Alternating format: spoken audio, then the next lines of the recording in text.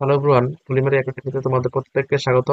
আজকে ANM GNM এর 2022 সালে যে 10টি অঙ্ক এসেছিল, সেই 10টা অঙ্ক আজকে সলভ করাবো। 2022 সালের ফার্স্ট শিফটের কোশ্চেন। এর আগে আমরা 2023 সাল এবং 24 সাল কমপ্লিট করেছি, সেটা তোমরা দেখে নিও চাইলে ভিজিট করে, ঠিক আছে? তাহলে আজকে 10% হারে কোনো টাকার 2 বছরের সরল সুদ ও চক্রবৃদ্ধির সুদের অনুপাত কত হবে? তাহলে কোনো টাকার আমরা আসলটা 100 টাকা ধরে নিলাম। 100 টাকার 10% কত? 10 টাকা। এটা প্রথম বছরের সুদ।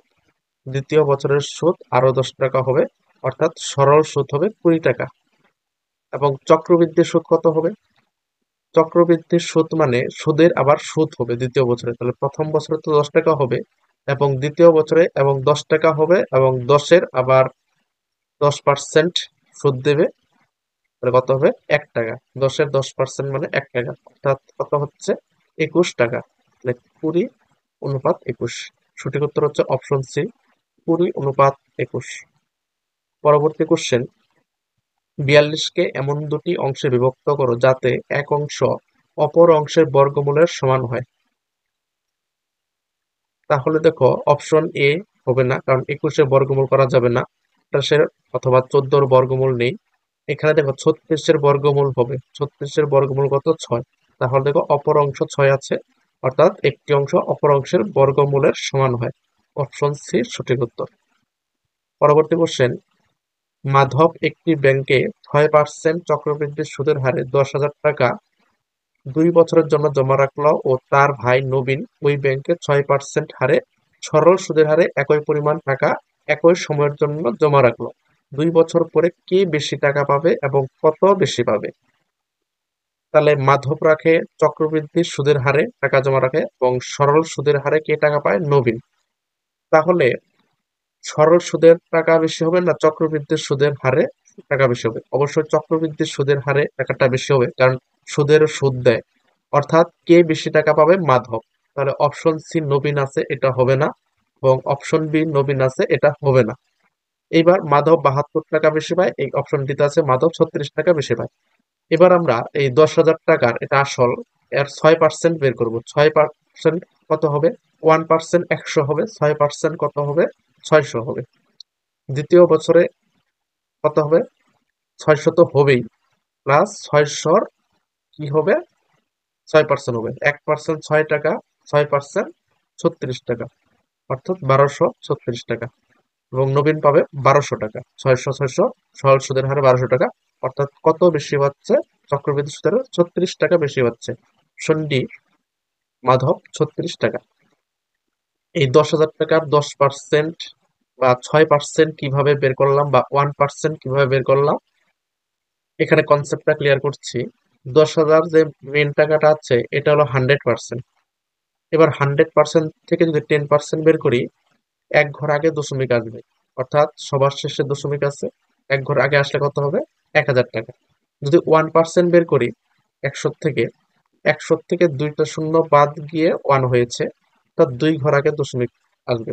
তাহলে সবার শেষে দশমিক আসছে, তাহলে এখানে দশমিক হবে, অর্থাৎ 100 হবে। 1% মানে 100, 6% মানে 6 দিয়ে গুণ হবে, 6 × 100 = 600। এইভাবে পার্সেন্টেজের অঙ্ক হয়। পার্সেন্টেজের আরো কনসেপ্ট ক্লিয়ার করার জন্য চাইলে ভিজিট করবে, দেখবে পার্সেন্টেজের প্লে লিস্ট করা আছে। 4-5টা ক্লাস দেওয়া আছে পার্সেন্টেজের। সেই পার্সেন্টেজ 4-5টা ক্লাস দেখে নাও, সেখান থেকে বেসিক ক্লিয়ার করতে পারবে। পরবর্তী কোশ্চেন, সুজন ও তপন একসঙ্গে একটি কাজ 8 দিনে শেষ করে, তপন ও অশোক একসঙ্গে 6 দিনে করে, এবং সুজন ও অশোক একসঙ্গে 4 দিনে শেষ করে। যদি তিনজনই একই সঙ্গে কাজে যোগ দেয়, তবে ওই কাজ শেষ করতে কতদিন সময় লাগবে? তাহলে প্রথম হলো সুজন ও তপন কয় দিনে করে? 8 দিনে। তারপর তপন ও অশোক কয় দিনে করে? 6 দিনে। তারপর কে? সুজন ও অশোক। সুজন ও অশোক কয় দিনে করে? 4 দিনে। এবার টোটাল কাজটা আমরা এখান থেকে বের করব। নিয়ম হলো এই তিনটে সংখ্যার লসাগু করতে হবে। 8, 6, 4-এর লসাগু হবে 24। এটা হলো টোটাল ওয়ার্ক বা মোট কাজ। টোটাল ওয়ার্ক বা মোট কাজ। এবার এই সুজন ও তপনের এফিসিয়েন্সি বের করব, মানে একদিনে কতটুকু কাজ করে। 8 দিনে কাজ করে 24 অংশ, অর্থাৎ একদিনে 8 দিয়ে 24-কে ভাগ করতে হবে 3 হবে, 6 দিয়ে ভাগ করলে 4 হবে এবং 4 দিয়ে ভাগ করলে 6 হবে। অর্থাৎ সে এফিসিয়েন্সি হচ্ছে 3 4 7, 7 6 13, 13 ইউনিট। ঠিক আছে, এখানে হবে সুজন 2 বার আছে, তপন 2 বার আছে এবং অশোক 2 বার আছে, অর্থাৎ 2 × সুজন প্লাস তপন প্লাস অশোক সমান সমান কত দিনে কাজ করে 24 আর দিন বের করার ফর্মুলা হলো টোটাল ওয়ার্ককে তাদের এফিসিয়েন্সি দিয়ে ভাগ করতে হয়। এফিসিয়েন্সি কত 13, তাহলে প্রত্যেকজন 2 বার করে আছে, এবার একবার করে নেব, অর্থাৎ 2টা এখানে কি হয়ে যাবে, গুণ হয়ে যাবে, না আরো বেশি দিন সময় লাগবে, 2টা এদিকে গিয়ে কি হবে, গুণ হবে, কারণ বেশি দিন সময় লাগবে। তাহলে 24 × 2 = 48/13, 13 দিয়ে ভাগ করলে 3 × 13 = 39, 39, 41 থেকে 39 গেলে কত থাকবে 9, 3 সমস্ত 9/13 হবে। এখানে 3 সমস্ত 9/13 নেই, এখানে অপশন ভুল দেওয়া আছে, সঠিক উত্তর হবে 3 সমস্ত 9/13 দিন। পরবর্তী কোশ্চেন, একটি সমকোণী ত্রিভুজাকৃতি বাগানের 3টি বাহু সংলগ্ন 3টি বর্গাকৃতি পার্ক আছে, যদি ত্রিভুজের লম্ব ও ভূমি সংলগ্ন, এখানে কি হবে, লম্ব হবে, তো কাটা পড়েছে অঙ্কটা। লম্ব ও ভূমি সংলগ্ন পার্ক দুটির ক্ষেত্রফল যথাক্রমে 400 ও 225 বর্গমিটার, তবে এখানে অতিভুজ হবে। অতিভুজ সংলগ্ন পার্কটির ক্ষেত্রফল কত হবে? মনে করো এটা যে সমকোণী ত্রিভুজ হয়, সমকোণী ত্রিভুজ 3টি বাহু সংলগ্ন 3টি বর্গাকৃতি পার্ক আছে, অর্থাৎ লম্ব এখানে, এখানে একটি পার্ক আছে, এই পার্কের ক্ষেত্রফল হলো 400 বর্গমিটার, অর্থাৎ একটি বাহুর দৈর্ঘ্য কত হবে, 20। এবং এখানে একটি বর্গাকার পার্ক আছে যার ক্ষেত্রফল 225, অর্থাৎ 225-এর বর্গমূল 15, অর্থাৎ একটি বাহুর দৈর্ঘ্য হবে 15, অর্থাৎ ভূমি হচ্ছে 15 এবং লম্ব হচ্ছে 20। আমরা অতিভুজের মানটা বের করব। তাহলে সমকোণী ত্রিভুজের সময় আমরা কি জানি, অতিভুজ সমান লম্ব √, লম্ব স্কয়ার প্লাস ভূমি স্কয়ার। তাহলে 20 স্কয়ার মানে কত, 400, আর 15 স্কয়ার মানে 225, অর্থাৎ 625 হবে, অর্থাৎ এই বাহুর দৈর্ঘ্য হবে 25 মিটার।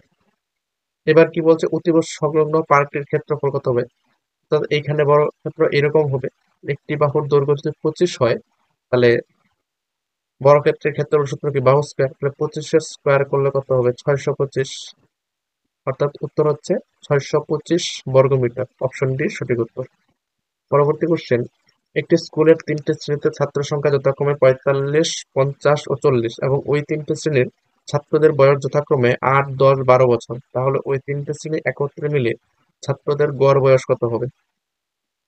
তাহলে 3টে শ্রেণীতে, প্রথম শ্রেণীতে 50 জন আছে যাদের গড় বয়স 8 বছর করে, অর্থাৎ মোট বয়স বের করব, 5 8 40, 400। দ্বিতীয় শ্রেণীতে 45 জন ছাত্র আছে, তাদের মোট বয়স, সরি গড় বয়স 10 করে, কত হবে, 450। তৃতীয় শ্রেণীতে ছাত্র আছে 40, যাদের গড় বয়স 12 করে, তাহলে মোট বয়স হবে 4 বরং 8 চলে 480। অর্থাৎ কতজন ছাত্র, 50, 45, 50, 5, 5 4 9 13, 135 জন ছাত্র। 135 জন ছাত্রের মোট বয়স হলো 0, 8 5 13, হাতের 1, 3 4 12 13, 1330। তাহলে 135 জন ছাত্রের মোট বয়স হলো 1330 জন। কি জানতে চেয়েছে, তাহলে ওই 3টি শ্রেণী একত্রে মিলে ছাত্রদের গড় বয়স কত হবে? তাহলে 1330 মোট বয়সকে মোট ছাত্র সংখ্যা দিয়ে ভাগ করতে হবে, 135 দিয়ে ভাগ করতে হবে, ভাগ করলে উত্তর হবে, দেখবে 9.85 বছর। পরবর্তী কোশ্চেন, 3x² - 10x + c = 0 দ্বিঘাত সমীকরণের বীজ দুটি পরস্পরের অন্যন্য c হলে অননক হলে সি এর মান কত হবে?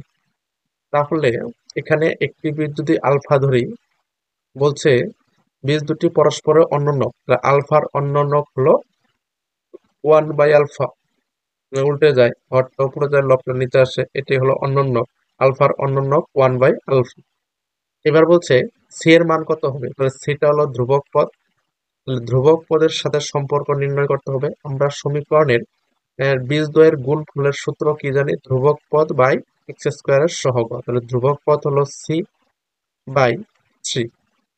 তাহলে এখানেও আমরা বীজদ্বয় গুণ করে দেবো, তাহলে আলফা ইন্টু 1/আলফা, আলফা আলফা কাটা যাবে, 1 থাকবে, তাহলে সি বাই 3 সমান সমান 1, সি সমান সমান কত হবে? 3।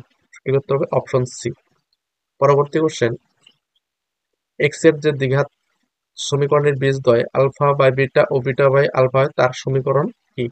কোন দ্বিঘাত সমীকরণের যদি বীজদ্বয় দেওয়া থাকে, সমীকরণ গঠনের সূত্রটি হলো এক্স স্কোয়ার মাইনাস বীজদ্বয়ের সমষ্টি ইন্টু এক্স প্লাস বীজদ্বয়ের গুণফল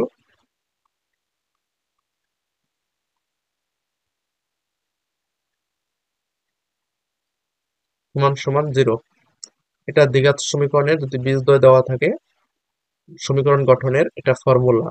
তাহলে এক্স স্কোয়ার মাইনাস হবে, তো প্রথমে এক্স স্কোয়ার মাইনাস, এটা প্লাস আছে, এই অপশনটা হবে না, এখানেও প্লাস আছে, এই অপশনটাও হচ্ছে না। তাহলে ধ্রুবক পদে কি থাকে? গুণফল। তাহলে আমরা গুণফলের ফর্মুলা কি বললাম একটু আগেই? ধ্রুবক পদ বাই এক্স স্কোয়ার সহগ। তাহলে এখানে ধ্রুবক পদ কি আছে? Alpha by alpha beta by কি হবে? এক্স স্কোয়ার সহ কি হবে? Alpha beta. তাহলে গুণ করে কত, ভাগ করে কত হচ্ছে? 1, অর্থাৎ এখানে বীজদ্বয়ের গুণফল পাচ্ছি 1। আমরা এই বীজদ্বয় যে দুইটা দেওয়া আছে, এখানে যে গুণ করি, বিটা বিটা কাটা যাবে, আলফা আলফা কাটা যাবে, অর্থাৎ এখানেও কত হচ্ছে? 1। দ্বিঘাত সমীকরণ থেকে গুণফল বের করলাম 1, আবার বীজদ্বয় গুণ করে দেখলাম 1ই হচ্ছে, তাহলে এই অপশনটাই সঠিক হবে। এদিকে চেক করব 1/1, এখানে 1 হবে, তাহলে যোগফলের ফর্মুলা প্রয়োগ করে দেখতে হবে। এবার যোগফলের ফর্মুলা কি জানি? এক্স এর সহগ বাই মাইনাস এক্স স্কোয়ার সহগ। তাহলে এক্স এর সহগ কত? Minus alpha square plus beta square, x এর সহগ, তাহলে minus alpha square plus beta square by minus x square সহগ তো আলফা বিটা। তাহলে মাইনাস মাইনাস কাটা গেল, তাহলে কি হবে? Alpha square plus beta square by alpha beta. এবার এখানে যে যোগ করি, তাহলে লসাগু হবে আলফা বিটা, এটা হবে alpha square plus beta square, অর্থাৎ এর সাথে মিলছে, অর্থাৎ অপশন এ সঠিক উত্তর হবে। এইখানে যোগ করলে কি হবে? মানে এটাই হবে, কিন্তু নিচে আলফা বিটা আসছে না, কিন্তু এখানে যোগ করলে নিচে লসাগু আকারে আলফা বিটা আসে, অর্থাৎ অপশনের সঠিক উত্তর। পরবর্তী কোশ্চেন এবং লাস্ট কোশ্চেন, তামার তৈরি একটি আয়তঘনকের দৈর্ঘ্য প্রস্থ উচ্চতা যথাক্রমে 15, 11 ও 8 সেমি। আয়তঘনকটিকে গলিয়ে সমান মাপে 35টি সমান লম্ববৃত্তাকার নিরেট চোঙ তৈরি করা হলো। প্রতিটি চোঙ 3 সেমি লম্বা হলে চোঙটির ব্যাস কত হবে? ব্যাস জানতে চেয়েছে। তাহলে আমরা আয়তঘনকের আয়তনের সূত্র কি জানি? 15 × 11 × 8, এবং আয়তঘনকের গলি গোলক আয়তঘনককে গলিয়ে 35টি চোঙ তৈরি করলো, তাহলে এখানেও আমরা আয়তন বের করব। চোঙের আয়তনের সঙ্গে আয়তঘনকের আয়তন সমান করব, তাহলে এরা সমান হবে। তাহলে 35টি চোঙ তৈরি করেছে, তাহলে 35 ইন্টু চোঙের আয়তনের সূত্র কি? পাই আর স্কোয়ার এইচ। তাহলে পাই এর মান কত? 22/7 ইন্টু আর আর স্কোয়ার, এখানে আর দেওয়া নেই, জানতে চেয়েছে, তাহলে আর স্কোয়ার ইন্টু এইচ মানে লম্ব, তার 3 সেমি লম্বা আছে, অর্থাৎ 3 হবে, সমান সমান আয়তঘনকের আয়তন কি সূত্র কি? দৈর্ঘ্য গুণন প্রস্থ ইন্টু উচ্চতা। তাহলে 15 × 11 × 8, যদি কাটাকাটি করি উপরে উপরে কাটা যাবে, 3×5 = 15, 5 দিয়ে কাটলে 5×7 = 35, 7 কাটা, 11×2 = 22, 2 দিয়ে কাটলে 4×2 = 8, তাহলে আর স্কোয়ার সমান সমান 4 পাচ্ছে, আর সমান সমান 2 হবে। তাহলে আর মানে ব্যাসার্ধ, কিন্তু কি জানতে হবে? ব্যাস, অর্থাৎ ব্যাসার্ধের ডাবল হয়, 2 2 করে কত হবে? 4, অর্থাৎ উত্তর হচ্ছে অপশন এ 4 সেমি। ঠিক আছে, এই 10টি অঙ্কের সমাধান ছিল। বাড়িতে অঙ্ক প্র্যাকটিস করলে 10-এর মধ্যে 10ই পাবে। ঠিক আছে। তাহলে 2023 সাল, 24 সাল এবং 22-এর ফার্স্ট শিফট হয়ে গেল। পরের দিন আমরা 2022-এর সেকেন্ড শিফট আলোচনা করব এবং তারপর লাস্ট থাকবে 2021 সাল। তারপর থেকে আবার অধ্যায়ভিত্তিক ক্লাস শুরু করব। চ্যানেলে নতুন হলে চ্যানেলটি সাবস্ক্রাইব করে রাখবে, ভিডিওটি ভালো লাগলে লাইক দেবে এবং বন্ধু বান্ধবদের মধ্যে শেয়ার করে দেবে। Thank you.